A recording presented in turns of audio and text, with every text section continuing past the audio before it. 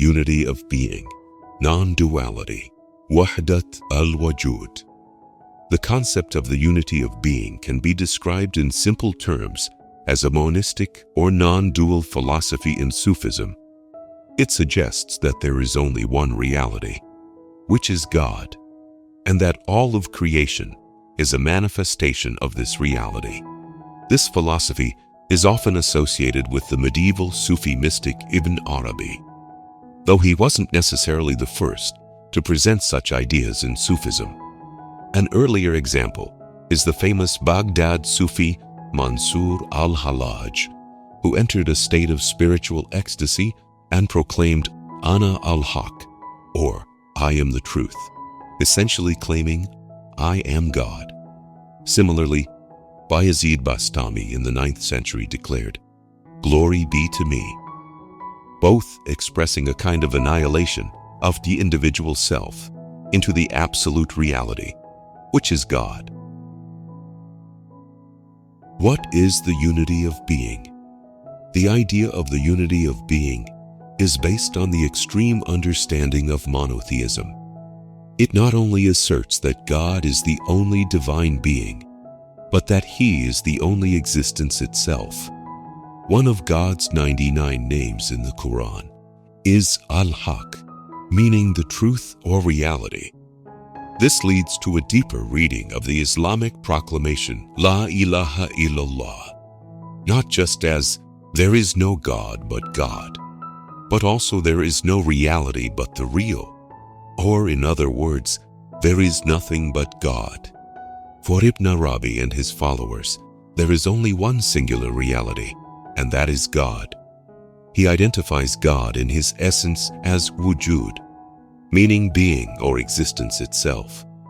Therefore, God is not a being among others, but rather being itself, and since God is absolutely one, existence itself must also be one. To say anything exists outside of God would be considered shirk, the gravest sin in Islam, as it implies the existence of something other than God.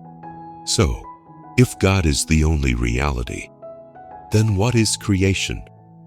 What are we? While creation seems to show multiplicity, Ibn Arabi explains that everything other than God, meaning creation, is ultimately non-existent in an absolute sense. He writes, the world is illusory. It has no real existence.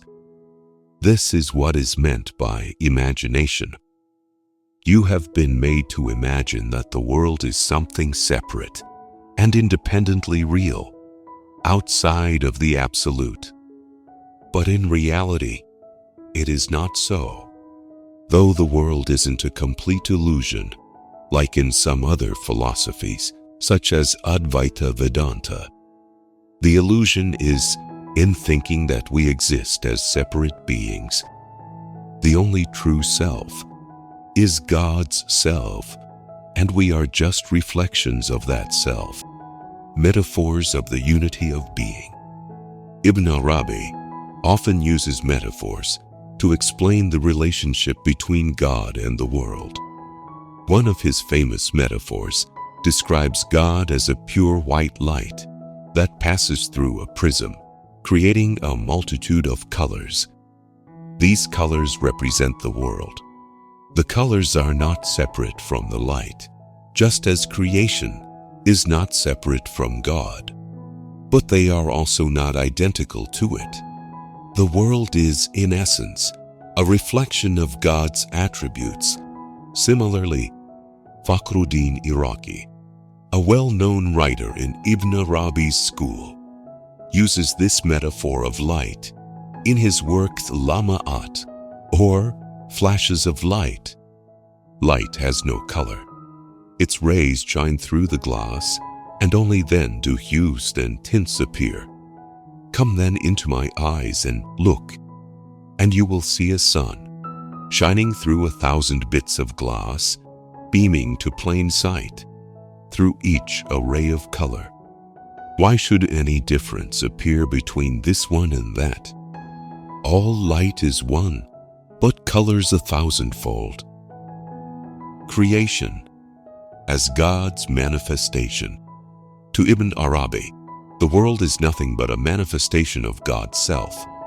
Every essence, every particle in this world reflects and reveals God's attributes in some way, like a mirror. He refers to a Quranic verse. Whichever way you turn, there is the face of God to support this view. Though creation itself is not God, it reflects Him. The cosmos constantly unfolds with new manifestations of God's attributes at every moment, revealing a new aspect of the divine. This endless manifestation is based on God's infinite knowledge of His own attributes, which are beyond time and space. The immutable entities or archetypes exist in God's knowledge and serve as templates for everything in creation. When God wishes to create, He gives these archetypes existence. Thus, the world is continuously created anew, reflecting the infinite possibilities of God's attributes. The perfect man. In this cosmic scheme, the human being also plays a central role as a microcosmic reflection of the macrocosm, the universe. The human being reflects all of God's names and attributes in a contained form. When man reaches a state of complete self-annihilation, recognizing himself as nothing but a reflection of God, he becomes the perfect man, a designation of God's perfect manifestation in human form.